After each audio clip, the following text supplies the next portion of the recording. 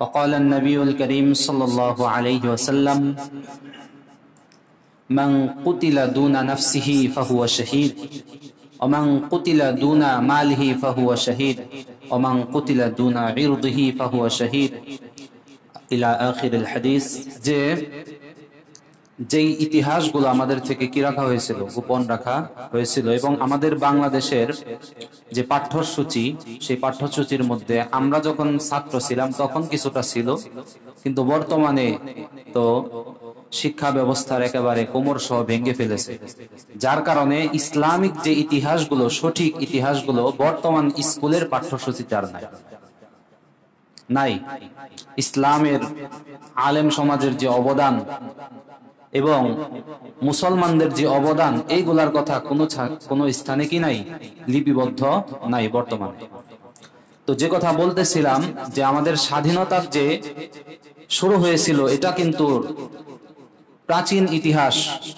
সেটা হলো ভারতবর্ষ যখন ইংরেজরা 200 বছর শাসন করলো, শাসন করার পর থেকে আমরা পাকিস্তান এবং ভারত পুরাটা মিলে ছিল ভারতবর্ষ, সেটা আপনারা সবাই জানেন। ওইখান থেকে যে ইংরেজদের যে গোলামীর শিকল, সেই শিকল থেকে কিন্তু ভারতবর্ষকে মুক্তি করার পিছনে সর্বপ্রথম অবদান রাখেন আলেম সমাজ। এই ইতিহাস কিন্তু আপনি বইয়ের মধ্যে পাবেন নাই, এগুলো সঠিক ইতিহাসটা নাই। তবে আমাদের মাদ্রাসার পাঠ্যপুস্তকে এগুলো আমাদের পড়ানো হয়েছে যে এর যে পিছনে সর্বপ্রথম ভারতবর্ষ যখন ইংরেজদের কবলে, এমন একটা অবস্থা যে তাদের সাথে বা তাদের সামনে ন্যায়ের কোনো কথা ভারতবর্ষের কোনো লোক বলতে পারে না। সব দিক থেকে ইংরেজরা সব দিকে সুযোগ সুবিধা উপভোগ করে, ভারতবর্ষের যাবতীয় সুযোগ সুবিধা ইংরেজরা ভোগ করে, কিন্তু দেশীয় লোক যারা, ভারতবর্ষের অনুসারী বা ভারতবর্ষের অধিবাসী যারা, তারা তাদের নিজস্ব যে সুযোগ সুবিধা সেটা তারা কি হয়, পরিপূর্ণ উপভোগ করতে পারে না। তাদের সুযোগ সুবিধাকে খর্ব করা হয়েছে যখন, তখন সর্বপ্রথম ভারত উপমহাদেশের ঐতিহাসিক মাদ্রাসা দারুল উলুম দেওবন্দ, আপনারা সবাই জানেন, সেই মাদ্রাসার একজন শিক্ষক, তিনি সর্বপ্রথম এই দারুল হরব অথবা ভারতবর্ষকে দারুল হরব বলে তিনি ফতোয়া প্রদান করেন যে বর্তমানে আমরা যে পরিস্থিতিতে আছি, এটা আমাদের স্বাধীনতা নাই, আমরা বর্তমানে শত্রু কবলিত অবস্থায় কি করতেছি, অবস্থান করতেছি। তার যে এই ফতোয়াটা পুরা ভারতবর্ষের মধ্যে যখন প্রচার হয়ে যায়, তার এই কথাটা যে একজন আলেম এই বার্তা দিয়েছে, তখন মানুষের মাঝে এই একটা স্পৃহা আসে যে যে করেই হোক, নিজেদের জীবন দিয়ে হলেও আমাদের নিজেদের স্বাধীনতা আমাদের ফিরিয়ে আনতে হবে। এই ফতোয়ার পরবর্তীতেই শুরু হয় ভারতবর্ষ ইংরেজ খেদাও যে আন্দোলন, যেটা শুরু হয়েছিল, এটা শুরু হয় আলেমদের তত্ত্বাবধানে। এবং ওইখানে হিন্দু যারা আছে তারাও অনেকে মৃত্যুবরণ করছে, সাধারণ জনগণও মৃত্যুবরণ করছে, এবং তার পাশাপাশি অনেক বড় একটা ভূমিকা পালন করছে আলেম সমাজ। আলেমদের অনেক অসংখ্য অগণিত বড় বড় অনেক মুহাদ্দিস, বড় বড় শাইখুল হাদিস যারা ছিলেন, তারাও এই জালেমদের নিপীড়নে, নির্যাতনে স্টিম রোলার সহ্য করার পর আলেম সমাজদের একটা অনেক বড় একটা অঙ্ক ওইখানে ওই সময় ভারতবর্ষ স্বাধীন করার সময় শহীদ হয়েছে। তার মধ্য থেকে যেরকম ভাবে বলতেছিলাম, শাহ আব্দুল আজিজ মুহাদ্দিস দেহলভী রহমতুল্লাহি আলাই, মাহমুদুল হাসান শাইখুল হিন্দ মাহমুদুল হাসান দেওবন্দি রহমতুল্লাহি আলাই, শাহ হুসাইন আহমদ মাদানী রহমতুল্লাহি আলাই, এরকম আরো অনেক অসংখ্য অগণিত আলেম তখন কি হয়, ভারতবর্ষের যে স্বাধীনতা, এই স্বাধীনতা সংগ্রামে তারা জুলুমের শিকার হয়। একটা জেলখানার মধ্যে আলেম সমাজদের মধ্য থেকে অন্যতম শাইখুল হাদিস মাহমুদুল হাসান দেওবন্দি রহমতুল্লাহি আলাইকে বন্দী করা হয়। ঠিক এরকম আরো আরেকটা যে একটা জেলখানা ছিল, সেটার নাম ছিল বালাকোট। সেই বালাকোটের ময়দানের মধ্যে হযরত আহমদ মাদানী রহমতুল্লাহি আলাইহি কি হন, ওইখানে শহীদ হন। এবং শ্যামলীর যে ময়দান, সেই ময়দানে শহীদ হন হযরত মাওলানা জামেন শহীদ রহমতুল্লাহি আলাইহি সহ আরো অনেক গণ্যমান্য আলেম সমাজ, দারুল উলুম দেওবন্দের অনেক ওলামায়ে কেরাম, অনেক ছাত্র এবং দিন দরদি ইসলাম প্রিয় অনেক জনতা, তাওহীদি জনতা ওই সময় কি হয়, শহীদ হয়। শহীদ হওয়ার পর এক পর্যায়ে যখন 1857 সালে আমাদের এই ভারতবর্ষটা ইংরেজরা যখন দেখতে পারলো যে এই ভারতবর্ষের মুসলমান এবং হিন্দু যারাই আছে তারা যখন একজোট হয়ে গেছে, আমাদের এখন এই ভারতবর্ষে থাকা আর কিনা সম্ভব না, কোনোভাবে আমাদের ক্ষমতা এখানে টিকে থাকবে না, আমাদের শাসন ব্যবস্থা তারা কি রাখবে না, ঠিক রাখবে না। এই অবস্থা যখন তারা টের পাইতে থাকে তখন আস্তে আস্তে আস্তে আস্তে তারা পালায়ন শুরু করে এবং 1857 সালে এই বাংলাদেশ সহ পাকিস্তান, ভারত, পুরা ভারতবর্ষকে আলেম সমাজের নেতৃত্বে ভারতের অধিবাসী যারা আমরা ছিলাম আমাদের সবাই মিলে স্বাধীনতা কি করে অর্জন করে 1857 সালে। এর পিছনে যে কথা বলতেছিলাম মূল অবদান ছিল কাদের? ওলামায়ে কেরামদের। এবং তারা কোন ওলামায়ে কেরাম? দারুল উলুম দেওবন্দের শিক্ষক, দারুল উলুম দেওবন্দের ছাত্র, দারুল উলুম দেওবন্দের যারা যে আকীদা তরজ তরিকা এটা যারা অনুসরণ করে এবং এই আকীদার উপর যারা ছিলেন এই রকম অনুসারী লোকরা ওই সময় কি হয়েছে? শহীদ হওয়ার মাধ্যমে ভারতবর্ষকে ইংরেজদের 200 বছরের শাসন কবল থেকে প্রায় 100 বছর যুদ্ধ করার পর কি করে 1857 সালে কি করে স্বাধীন করে। স্বাধীন করার পর পরবর্তীতে 1947 সালে, মাঝখানে অনেক বড় ইতিহাস, পুরা ইতিহাস বর্ণনা করা আমার উদ্দেশ্য না, সংক্ষেপে 1947 সালের 14ই আগস্ট ভারত এবং পাকিস্তান, ভারত এবং কি পাকিস্তান, এটা দুইটা নাম হয়, একটা হলো হিন্দুস্তান আর একটা কি পাকিস্তান। এই দুইটা যখন জাতিগত বৈষম্য যখন সৃষ্টি হয়ে গেল যে তারা মুসলমান যারা চায় তারা চাইতেছে কি তারা মুসলমানদের সাথে মিলে থাকবে, হিন্দুবাদী যারা বা হিন্দু ধর্মের অনুসারী যারা তারা যখন চায় যে তাদের হিন্দুস্তান নামে আলাদা একটা কি হোক, দেশ হোক, এই দুই দলের মাঝে, দুই দেশের মাঝে যখন একটা বৈষম্যের সৃষ্টি হলো তখন আবার এই দুই দেশের মাঝে আবার যুদ্ধের মাধ্যমে এই ভারতবর্ষ দুই খণ্ডে বিভক্ত হয়ে একটা হয় একটা হয় পাকিস্তান হিন্দুস্তান, আর একটা হয় কি পাকিস্তান, একটা হয় পাকিস্তান আর একটা কি হিন্দুস্তান। এটা স্বাধীন হয় কোন সময়? 1947 সালে। 1947 সালের 14ই আগস্ট হলো পাকিস্তান যেটা সেটা স্বাধীন রাষ্ট্র হিসেবে মুসলমানদের নাম দিয়ে স্বাধীন রাষ্ট্র হিসেবে স্বাধীন হয় 1947 সালের 14ই আগস্ট। আর 1947 সালের 15ই আগস্ট স্বাধীন হয়, স্বাধীনভাবে হয় হিন্দুস্তান নামে একটা আলাদা রাষ্ট্র, আলাদা একটা দেশ, যেটা বর্তমানে ভারত, ইন্ডিয়া যেটাকে আমরা বলি। আর ওই সময় আমরা এখন যেখানে আছি বাংলাদেশ, এটা ছিল পূর্ব পাকিস্তান। আমার চেয়ে আপনারা ইতিহাস ভালো জানেন, আপনারা যারা দেখছেন, আমরা হলাম বইয়ে পড়া আর আপনারা হলে সচক্ষে দেখা ইতিহাস। পূর্ব পাকিস্তান আর কি পশ্চিম পাকিস্তান, এই পূর্ব আর পশ্চিম পাকিস্তানে তখন একটা চুক্তি হয়েছিল। চুক্তিটা কি ছিল? পূর্ব আর পশ্চিম কোন দলের মাঝে কোন ধরনের বৈষম্য থাকবে না। কি থাকবে না? কোন ধরনের বৈষম্য থাকবে না। পূর্ব পাকিস্তান ওয়ালাদের যেমন অধিকার থাকবে চাকরির ক্ষেত্রে, রাস্তাঘাটের ক্ষেত্রে, স্কুল কলেজ বা যে রাষ্ট্রীয় যে সুবিধা, এই সুবিধার ক্ষেত্রে যেরকম তাদের যেরকম অগ্রাধিকার থাকবে, ঠিক ওই রকম পশ্চিম পাকিস্তানে যারা তাদেরও সমপরিমাণ অগ্রাধিকার থাকবে। অর্থাৎ চাকরির ক্ষেত্রে কোনো ধরনের বৈষম্য, কোনো ধরনের ভেদাভেদ করা হবে না, এই একটা ওয়াদা করা হয়েছে। তখনকার প্রেসিডেন্ট ছিল মোহাম্মদ আলী জিন্নাহ। নাম কি ছিল? মোহাম্মদ আলী জিন্নাহ। সর্বপ্রথম এই ভারতবর্ষ ভাগ হওয়ার পর প্রথম প্রেসিডেন্ট। ওই প্রেসিডেন্ট এই মর্মে শপথ করেছিল যে আমরা যেহেতু পাকিস্তান বা মুসলিম রাষ্ট্র, আমরা এই আমাদের রাষ্ট্রকে পরিচালিত করব পরিপূর্ণ কোরআনে কারিমের বিধান অনুযায়ী। অর্থাৎ কোরআনে কারিমের সংবিধানে যে আইন আছে, আল্লাহ তাআলার বাতলে দেওয়ার যে পদ্ধতি আছে, সেই পদ্ধতি অনুযায়ী আমরা আমাদের রাষ্ট্রকে পরিচালনা করব, একটা ওয়াদা করছে। কিন্তু সে তার এই ওয়াদার বিন্দু পরিমাণও কি করে নাই? বাস্তবায়ন করে নাই। যখন আলেম সমাজ দেখলেন যে এত কষ্ট মুজাহাদা করে ইংরেজদের হাত থেকে আমরা কি করলাম? স্বাধীন করলাম। স্বাধীন করার পর আমাদের এই মুসলমান যে রাষ্ট্র, এই মুসলমান রাষ্ট্রীয় ভাবেও আমরা ইসলাম ধর্মকে কি পাইলাম না? রাষ্ট্রীয় ধর্ম হিসাবে স্বীকৃতি পেলাম না। কোরআনে কারিমকে আমরা আমাদের সংবিধানের আইন অনুযায়ী কি পাইলাম না? সংসদে পেলাম না। তখন তিনি মোহাম্মদ আলী জিন্নাহকে, তৎকালীন ভারত উপমহাদেশের একজন শীর্ষ মুহাদ্দিস এবং দারুল উলুম দেওবন্দের শিক্ষক, হযরত মাওলানা মুফতি শাব্বির আহমদ ওসমানী রহমতুল্লাহ আলাই তিনি মোহাম্মদ আলী জিন্নাহকে এই ব্যাপারে প্রশ্ন করেছিলেন যে প্রেসিডেন্ট সাহেব, আপনি তো বলছিলেন, ওয়াদা করছিলেন কোরআন অনুযায়ী আমাদের কি করবেন, পাকিস্তানকে চালাবেন, তাহলে কোরআনের কোন বিধান তো আপনার সংবিধানের মধ্যে নেই।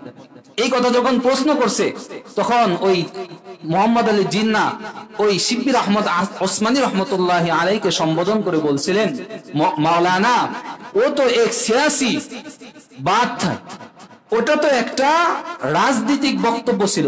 এটা কি ছিল? রাজনীতিক বক্তব্য ছিল।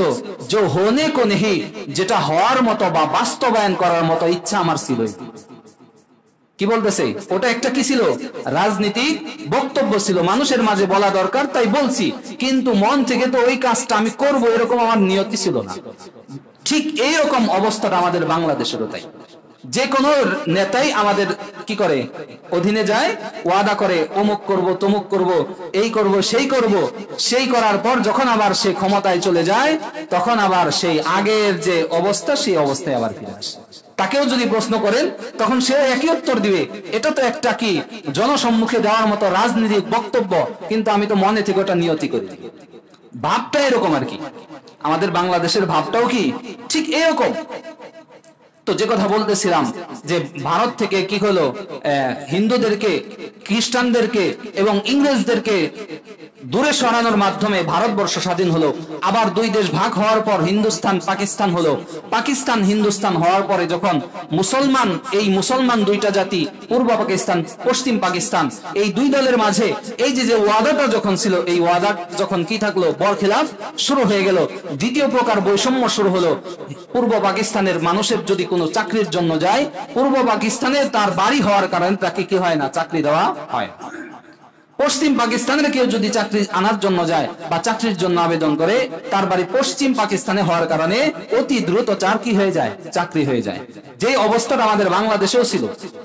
কেউ যদি কি দলীয় নেতার অনুসরণকারী কারো মাধ্যমে কেউ যদি চাকরির জন্য কি করে, আবেদন করে, দলীয় নেতার প্রভাবের কারণে তার কি হয়ে যায়, সে অযোগ্য হইলেও তার চাকরি হয়ে যায়। কেউ যদি কোনোভাবে ভুয়া মুক্তিযোদ্ধার সার্টিফিকেট বানাইতে চায় বা বানাইতে পারে, তার মুক্তিযোদ্ধার সার্টিফিকেটের নামে, যদিও সে তার নাতি না হয়, যদিও সে তার কি ছেলে না হয়, ভুয়া সার্টিফিকেটের মাধ্যমে অসংখ্য অগণিত মানুষের বাংলাদেশেও কি হয়ে যায়, চাকরি হয়ে যায়। কারণ কি? কারণ হলো সে মুক্তিযোদ্ধা, অথবা কারণ হলো সে দলীয় লোকের সুপারিশে কি করছে, চাকরির জন্য আবেদন করছে। আসলে তো এটা তো ইসলাম সমর্থন করে না। মানসিক ভাবে এটা কি সমর্থন যোগ্য নয়। যে একটা মানসিকতা, যে মানবিকতা আছে, মানবিকতার দৃষ্টি থেকেও এটা কি না, এটা সহ্য করার মতো নয়। এবং ইসলামের দৃষ্টিকোণ থেকেও এটা ইসলাম সমর্থন করে। আপনি বৈষম্য করবেন, এই বৈষম্যতা কখনোই ইসলাম সমর্থন করে।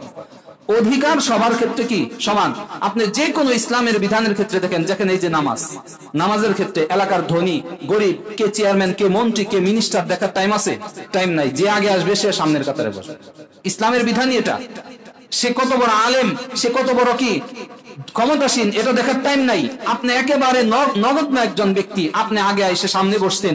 ওই আলেমের বা ওই প্রেসিডেন্টের, ওই চেয়ারম্যানের বা ওই মেম্বারের ক্ষমতা নাই ইসলামের দৃষ্টি থেকে যে আপনাকে এইখান থেকে সরিয়ে যে আমি এলাকার মেম্বার, আমার ক্ষমতা আছে, বা আমি এলাকার অমুক, এই ক্ষমতার বলে আপনাকে এইখান থেকে সরিয়ে সে সামনের কাতারে বসবে। ইসলাম এটা সমর্থন করে। ইসলাম এই অধিকার কোনো ব্যক্তিকে দেয় নাই। ইসলাম এই ক্ষেত্রে কি সমান। তো যে কথা বলতেছিলাম, বৈষম্যতা যখন সৃষ্টি করলো পূর্ব পাকিস্তান আর পশ্চিম পাকিস্তানে, তখন শুরু হইলো আমাদের বাংলাদেশ আর পাকিস্তান এই আলাদা করার যে আন্দোলন, যে স্বাধীনতা বা বাক স্বাধীনতা আরেকটা কারণে শুরু হয়েছে। সেটা হলো যখন এই পশ্চিম পাকিস্তানের পক্ষ থেকে আমাদের বাংলাদেশ অর্থাৎ পূর্ব পাকিস্তানের উপর এই বিষয়টা চাপাই দিল যে রাষ্ট্রীয় ভাষা হবে উর্দু, অর্থাৎ বাংলাদেশের মানুষকেও উর্দু ভাষাই কথা বলতে হবে। একটা যখন এই জুলুমটা যখন দিল, তখন আর বাংলাদেশের মানুষ কিন্তু এটা কি করে নাই, সহ্য করে নাই। তখন এই ব্যাপারে ভাষা আন্দোলন গড়ে তুলছে। 1952 সালে কি শুরু হয়েছে? ভাষা আন্দোলন। এইভাবে আস্তে আস্তে আস্তে আন্দোলন করতে করতে করতে করতে একটা পর্যায়ে পাকিস্তানিরা যখন 1971 সালে 25শে মার্চ বাংলাদেশে একটা কালো রাতের কি করছিল, স্থাপন করছিল। বাংলাদেশি বা পূর্ব পাকিস্তানিদের উপর একটা হত্যাযজ্ঞ কি করছিল, পরিচালনা করছিল 25শে মার্চ, কালো রাত হিসেবে যেটা আমরা জানি। এই 25শে মার্চের কালো রাতে যখন অসংখ্য অগণিত বাঙালিকে কি করেছে, নির্বিচারে গুলি করে নির্বিচারে বিভিন্ন ভাবে হত্যা করা হয়েছে। হত্যা করার পর কিন্তু বাংলাদেশের মানুষ আর কি হয় নাই, থেমে থাকে নাই। ঠিক এই একই পদ্ধতি আমাদের ইতিপূর্বের যে সরকার ছিল সেও করছে। এর সূচনা করছে 2013 সনের 5 মে দিবাগত রাত্রে, যখন হেফাজতে ইসলামের একটা বিশাল সমাবেশ ছিল। তাদের সমাবেশটা ছিল ন্যায্যত নিজেদের অধিকার প্রতিষ্ঠার ক্ষেত্রে, যখন সংসদ থেকে বিসমিল্লাহির রহমানির রহিম এই কথাটাই বাদ দিয়ে দিছে। হেফাজত ইসলামের দাবি ছিল, যেহেতু এটা বাংলাদেশ, এই বাংলাদেশের 90% মানুষ কি মুসলমান, ইসলামী রাষ্ট্রে তাদের সংবিধানের পিছনে বিসমিল্লাহির রহমানির রহিম লেখা থাকবে, এটা রাষ্ট্রীয় একটা আমাদের অধিকার। এই অধিকার আবার পুনরায় বাস্তবায়ন করতে হবে, এটা ছিল হেফাজত ইসলামের সর্বপ্রথম দাবি। এই কি করতে হবে, পুনরায় সংবিধানের মধ্যে এবং সংসদের যে স্পিকারের পিছনে সেখানে কি থাকতে হবে, বিসমিল্লাহির রহমানির রহিম লেখা থাকতে হবে। এই দাবি এছাড়া আরো 13টা, মোটমাট 13টা দাবি ছিল। তো প্রথম মেন দাবি, প্রধান দাবি ছিল এটা, এবং দ্বিতীয় দাবি ছিল কোরআনের আইন এই বাংলাদেশে বাস্তবায়ন করতে হবে। আরো অনেক দাবি ছিল। এই দাবিগুলো তাদের যৌক্তিক ছিল, কিন্তু তাদের যৌক্তিক দাবি তো তারা মানেই নাই, বরং যারা এই আন্দোলন যারা করতে গেছে তাদের সবাইকে কি করছে, ওই 25শে মার্চ 1971 সালের 25শে মার্চ যেরকম পাকিস্তানি হানাদার বাহিনী বাংলাদেশের সাথে যেরকম কালো রাতের একটা কি করছে অধ্যায় রচনা করেছে, ঠিক এইরকম আমাদের বাংলাদেশের ক্ষমতাসীন দল 2013 সনে 5 মে দিবাগত রাত্রে সেই একই অধ্যায় তারা কি করছে, রচনা করছে। ঠিক এই অধ্যায় কিন্তু ওই সময় শেষ হয় নাই, আরো ধারাবাহিকতা। এই যে 2024 সালে 17-18 তারিখ থেকে শুরু করে জুলাই মাসের একেবারে ভালো মতো আন্দোলনটা শুরু হয়েছে 17-18 তারিখ থেকে শুরু করে, মাঝখানে কতগুলা দিন রাত এরকম ভাবে ইন্টারনেট বন্ধ করে যোগাযোগ বিচ্ছিন্ন করে যেভাবে পারছে গণহত্যা। আবার ওই একই সিস্টেম, কি একই সিস্টেম, একই পদ্ধতি, একই পদ্ধতিতে বাংলাদেশের মানুষের উপর, ছাত্র জনতার উপর, শুধুমাত্র ছাত্র না এবং কি আম মানুষ, রাস্তায় চলাচলের পথচারী সহ আরো কত শিশু যারা ঘরের ভিতর ছিল, বিল্ডিং এর ভিতর ছিল, তাদের নিজেদের নিরাপদ স্থানে বাসার ভিতর ছিল, বাসার ছাদে ছিল, তাদেরকেও নির্বিচারে একেবারে গুলি করে হত্যা করা হয়েছে। ঠিক একই পদ্ধতি, পদ্ধতিটা কি একই। তো এই যে আলোচনা করতেছি, এই আলোচনা কিন্তু আমি কাউকে কটাক্ষ করা বা কারো উপর কি ডাইরেক্ট অ্যাকশন করা এরকম কোন মনোভাব নিয়ে করতেছি না। ওই ইতিহাস আর এই ইতিহাস আমি কি করতেছি, মিলাইতেছি। এই ইতিহাসটা কি সম্পূর্ণ মিলে না, আমি যেভাবে মিলাইলাম।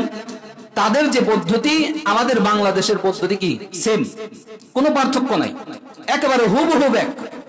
সেই পদ্ধতিতে বাংলাদেশে আর এই যে ছাত্র জনতা তারা যে একটা অধিকার চাইছিল, এই অধিকারটা কি তাদের ন্যায়সঙ্গত অধিকার ছিল না? ন্যায়সঙ্গত। তারা চাইছিল বৈষম্য, ইসলামও সমর্থন করা, ছাত্ররাও এটাই চেয়েছিল বৈষম্যতা যেন না থাকে, সবার ক্ষেত্রে যেন সমান অধিকার থাকে, এটাই তো ছাত্ররা চেয়েছিল। কিন্তু সেই সমান অধিকারেই তারাও ওই 25শে মার্চের 1971 সালের 25শে মার্চের যে কালো রাত, সেই কালো রাত্র উপহার দিল বাংলাদেশের সরকার ছাত্রদেরকে। সেইখানে ছাত্র সহ আরো অনেক লোক, অসংখ্য অগণিত লোক, এখনো পর্যন্ত সঠিক সংখ্যা কেউ বলতে পারে না, যে কত লোক যে মারা গেছে এখনো পর্যন্ত সঠিক সংখ্যা কি কেউ বলতে পারে না। এরকম অসংখ্য অনেক অগণিত মেধা আমাদের কি হয়ে গেল, মেধা শূন্য আমরা হয়ে গেলাম। বিভিন্ন মেধাবী ছাত্ররা কি করলো, এরকম ভাবে আমাদের সামনে কি হয়ে গেল, শহীদ হয়ে গেল। এই শহীদ হওয়ার পরেও কিছু কিছু লোক আমাদের বাংলাদেশের যারা নিজেদেরকে ইসলামিক স্কলার দাবি করে, আমি এই আলোচনাটা আনার মেন এটাই কারণ। আমি যখন এই বিষয়টা নেটের মধ্যে দেখলাম যে তারা বলতেছে যে এই যে আবু সাইদ ছেলেটা, রংপুরের যে রোকেয়া বিশ্ববিদ্যালয়ের একজন ভালো একজন ছেলে, যে সব সময় A+ গোল্ডেন A+ পেয়ে কি করছে, সব বিষয়ে কি করছে, পাশ করছে, এইরকম একটা ছেলে। সেই ছেলেটা যখন শহীদ হইলো, তার শহীদ হওয়ার ভিডিওটা আমরা সবাই দেখছি, এভাবে বুক পাইতে দিছি। এই বিষয়টাকে আমাদের বাংলাদেশের নামধারী এক প্রকার স্কলার তারা বলতেছে সে আত্মহত্যা করছে, নাউজুবিল্লাহি মিন যালিক। কি বলতেছে?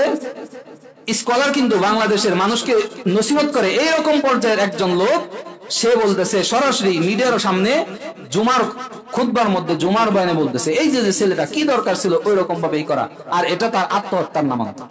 নাউজুবিল্লাহ। সে আত্মহত্যা কিভাবে হইল? এটা তো আত্মহত্যা হয় না, এটা সে তার জুলুমের বিরুদ্ধে, অন্যায়ের বিরুদ্ধে প্রতিবাদ করার জন্য সে সামনে গেছে। আর নবী করিম সাল্লাল্লাহু আলাইহি ওয়াসাল্লাম আবু দাউদ শরীফের 433 নম্বর পৃষ্ঠা 3111 নম্বর হাদিসের মধ্যে নবী করিম সাল্লাল্লাহু আলাইহি ওয়াসাল্লামের সাহাবী আব্দুল্লাহ ইবনে সাবিত রাদিয়াল্লাহু তাআলা আনহু থেকে বর্ণিত, তিনি বলেন যে হযরত আব্দুল্লাহ ইবনে সাবিত রাদিয়াল্লাহু তাআলা আনহু যখন একেবারে মুমূর্ষ অবস্থায়, অসুস্থ অবস্থায় তিনি কাতরাইতেছেন, এই অবস্থার কথা যখন নবীজির কানে গেছে, নবী করিম সাল্লাল্লাহু আলাইহি ওয়াসাল্লাম রোগীদের সাধারণত কি করতেন, সেবার জন্য এগিয়ে যেতেন। এটা একটা অভ্যাস ছিল। নবী করিম সাল্লাল্লাহু আলাইহি ওয়াসাল্লাম তার সাহাবীকে দেখার জন্য গেছে, বাসায় গেছে, যাওয়ার পর ওই সাহাবীকে ডাক দিলেন, কিন্তু ওই সাহাবী এমন মুমূর্ষ অবস্থায় ছিলেন, নবীজির কোনো ডাকের তিনি উত্তর দিলেন না, সাড়া দিলেন না। এই অবস্থায় যখন তাকে তার ঘর থেকে যখন বেরিয়ে আসছে, বেরিয়ে আসার পর এক পর্যায়ে যখন তিনি এরকম ডাকে সাড়া দিতেছে না, তখন নবী করিম সাল্লাল্লাহু আলাইহি ওয়াসাল্লাম বললেন, তার উপর মনে হয় ওয়াজিব হয়ে গেছে। ওয়াজিব হয়ে গেছে দ্বারা নবীজি এটাই বুঝাইছেন, হয়তোবা তার মৃত্যুর সময়টা কি হয়ে গেছে, ঘনায় আসছে, মৃত্যু তার জন্য কি হয়ে গেছে, অবধারিত হয়ে গেছে। এই কথা যখন বলছে, মহিলাদের অবস্থা তো আপনারাও জানেন, ওই ঘরের মহিলা যারা ছিলেন তারা সবাই কান্নাকাটি শুরু করছে। কেননা কথাটা উচ্চারিত হয়েছে কার মুখ থেকে, নবীজির মুখ থেকে। নবীজি বলছেন মনে হয় তার জন্য মৃত্যু অবধারিত হয়ে গেছে। এই কথা শোনা মাত্র ওই মহিলারা কান্না শুরু করছে। কান্না শুরু করার এক পর্যায়ে ওই আব্দুল্লাহ ইবনে সামিত রাদিয়াল্লাহু তাআলা আনহুর যে মেয়ে ছিলেন, এই মেয়ে তার বাবার কাছে গিয়ে বলতেছে, হে বাবা, তুমি না ওয়াদা করেছিলে, তুমি না এই নিয়ত করেছিলে, তুমি কি হবে শহীদ মর্যাদায় মৃত্যুবরণ করবে, আল্লাহর রাস্তায় জিহাদ করতে করতে তুমি কি হয়ে যাবে, শহীদ হয়ে যাবে। এই কারণে তুমি অসুস্থ হওয়ার পূর্বেও যুদ্ধের যত সরঞ্জাম, যত সামগ্রী সবকিছু তুমি প্রস্তুত করে রেখেছ। হায় আফসোস, তোমার যে আশা ছিল সেই আশা মনে হয় পূরণ হবে না। কি বলতেছে, আমার বাবার যে আশা ছিল কি হবে, যুদ্ধের ময়দানে গিয়ে শহীদ হবে, এই আশা মনে হয় তার কি হবে না, পূরণ হবে না। তখন নবী করিম সাল্লাল্লাহু আলাইহি ওয়াসাল্লামের কানে যখন তার মেয়ের এই কথাটা আসলো, তখন নবী করিম সাল্লাল্লাহু আলাইহি ওয়াসাল্লাম বললেন, তোমরা শহীদ কাকে মনে করো? তখন সাহাবায়ে কেরাম সবাই উত্তর দিলেন, আমরা তো শহীদ ওই ব্যক্তিকেই মনে করি, একমাত্র যারা আল্লাহর দ্বীনকে প্রতিষ্ঠা করার জন্য আল্লাহর রাস্তায় যারা শহীদ হয়, একমাত্র তারাই শহীদ। তখন নবী করিম সাল্লাল্লাহু আলাইহি ওয়াসাল্লাম বললেন, না হে আমার সাহাবীরা, জেনে রাখো, এছাড়াও আরো 6-7 প্রকারের শহীদ আছে। কয় প্রকার? আরো 6 থেকে 7 প্রকার। এক নাম্বার হলো যেই ব্যক্তি তার দেশ বা যেই ব্যক্তি পেটের পীড়া, সে নিজের পেটের পীড়া, পেটের মধ্যে কোন অসুখ হয়েছে, এই অসুখ হয়েছে মৃত্যুবরণ করছে, ওই ব্যক্তি শহীদ। যেই ব্যক্তি ভূমি ধসের মাধ্যমে অথবা বিল্ডিং ধসের মাধ্যমে যারা কি হয়েছে, নিহত হয়েছে, তারাও শহীদ। যেই ব্যক্তি রাস্তাঘাটে অ্যাক্সিডেন্টের মাধ্যমে মৃত্যুবরণ করে, তারাও শহীদ। যেই ব্যক্তি আগুনে পড়ে মারা যায়, সেও শহীদ। যে ব্যক্তি পানিতে পড়ে মারা যায়, সেই ব্যক্তিও শহীদ। যে ব্যক্তি কোনো মহামারী, করোনার মতো এই জাতীয় কোনো ভাইরাসে আক্রান্ত হয়ে যারা মারা যায়, তারাও শহীদ। ঠিক এইরকম যেই মহিলা সন্তান প্রসবকালে, সন্তান প্রসবের বেদনা অবস্থায় যেই মহিলা মারা যায়, ওই মহিলাও শহীদ। এবং কি নবী করিম সাল্লাল্লাহু আলাইহি ওয়াসাল্লাম আরেক হাদিসের মধ্যে বলেন, ওমান কুতিলা আন মালিহি দুনা মালিহি, যেই ব্যক্তি তার মালকে কি রক্ষা করতে গিয়ে যেই ব্যক্তি নিহত হয়, ওই ব্যক্তি শহীদ। ওমান কুতিলা দুনা নাফসিহি, যেই ব্যক্তি তার নিজের নফসকে বাঁচাতে গিয়ে শহীদ হয়, ওই ব্যক্তিও শহীদ। ডাকাত ঘরে আসছে, সেই ডাকাত আপনাকে মারার জন্য যাইছে, আপনি আত্মরক্ষার জন্য চেষ্টা করলেন কিন্তু পারলেন না, পরবর্তীতে আপনি মারা গেলেন, এই ব্যক্তিও কি হবে, শহীদ হবে। ওমান কুতিলা দুনা ইরদিহি ফাহুয়া শহীদ, যেই ব্যক্তি তার আত্মসম্মান রক্ষার্থে কি হয়, নিহত হয়, মারা যায়, ওই ব্যক্তিও কি শহীদ। ঠিক এইরকম ভাবে যেই ব্যক্তি জুলুম অত্যাচারের বিরুদ্ধে অবস্থান নেওয়ার পর জুলুমকারী ব্যক্তির জুলুমের শিকার হয়ে যে ব্যক্তি মৃত্যুবরণ করে, ওই ব্যক্তিও শহীদ। নবী করিম সাল্লাল্লাহু আলাইহি ওয়াসাল্লাম সরাসরি হাদিস, এটা আমার বানানো কথা না। তাহলে এই আবু সাঈদের মতো যে সমস্ত ছাত্র ভাইয়েরা, তারা কিন্তু জুলুমের বিরুদ্ধে লড়াই করতে গিয়ে কি হয়েছে, শহীদ হয়েছে। নবীজির হাদিসের সর্বশেষ যে বাণী, যে ব্যক্তি জুলুমের বিরুদ্ধে প্রতিরোধ করতে গিয়ে কি হয়, মৃত্যুবরণ করে, ওই ব্যক্তিও শহীদ। নবীদের এই শেষ বাণী অনুযায়ী আবু সাঈদ সহ বাংলাদেশে যারা এই আন্দোলনের মধ্যে কি হয়েছে, নিহত হয়েছে, আমরা এটা নির্দ্বিধায় বলতে পারি তারা কি শহীদ। তবে এই ক্ষেত্রে একটা কথা আছে, শহীদের ক্ষেত্রে তারা মর্যাদা পাবে ওই সময়, ইন্নামাল আমালু বিন্নিয়াত, যদি তারা নিয়ত করে মারা যায়। তাদের নিয়তটা যদি কি থাকে, একমাত্র খালেস এটাই থাকে যে আমি অন্যায় হইতেছে, এই অন্যায়ের প্রতিবাদ করার লক্ষ্যেই আমি একমাত্র সামনে অগ্রসর হব। যেটা হইতেছে বাংলাদেশে সেটা কি না ন্যায়সঙ্গত নয়, এটা অন্যায় হইতেছে। এই অন্যায়কে প্রতিরোধ করার লক্ষ্যে আমি কি করছি, আমার জীবন আমি সামনে উৎসর্গ করে দিলাম। এই রকম নিয়তে যে সমস্ত ছাত্র ভাইয়েরা নিহত হয়েছে, ছাত্র বা ছাত্রী বোনেরাও যারা নিহত হয়েছেন, তারা সবাই শহীদ। এটা নিঃসন্দেহে তারা কি শহীদ। তবে ইসলামের কায়েম করতে গিয়ে যারা সরাসরি যুদ্ধের ময়দানে যারা শহীদ হয়, ওই শহীদ আর এই শহীদের মধ্যে কি আছে, মানের দিকে পার্থক্য আছে, কিন্তু তারা শহীদ। তারা কি শহীদ। আত্মরক্ষার্থে যদি কেউ শহীদ হয়, তাহলে তার নিজের জীবন, দেশের যে মানুষ, সেই মানুষের স্বাধীনতা রক্ষার্থে তারা কি হয়েছে, শহীদ হয়েছে। শুধুমাত্র নিজের জন্য না, দেশের কল্যাণে, দেশের মানুষের জনস্বার্থে তারা কি হয়েছে, শহীদ হয়েছে। তারা নিঃসন্দেহে শহীদ। অতএব এটা আমরা অবশ্যই মেনে নিতে পারি, তারা কি শহীদ, এবং তাদের জন্য শাহাদাতের মর্যাদা নিয়ে আমরা দোয়াও করতে পারি। আমি যে আলোচনাটা শুনছিলাম, ওইখানে এইভাবেই শুনছিলাম, তাদেরকে শহীদ বলা যাবে না, তারা আত্মহত্যাকারী। আর নাউজুবিল্লাহ, আত্মহত্যার শহীদের মধ্যে আকাশ পাতাল ব্যবধান। শহীদ যে, তার ব্যাপারে আল্লাহর পক্ষ থেকে ওয়াদা আছে, ওই ব্যক্তি কে পাবে, জান্নাত পাবে। সে ব্যক্তি কি পাবে, জান্নাত পাবে, এই ওয়াদা আছে। আর আত্মহত্যাকারীর ব্যাপারে এটা নিশ্চিত, সে ঈমান নিয়ে মৃত্যুবরণ করলেও জাহান্নামী, ঈমান সহকারে মৃত্যুবরণ করলেও জাহান্নামী, ঈমান ছাড়া মৃত্যুবরণ করলেও জাহান্নামী।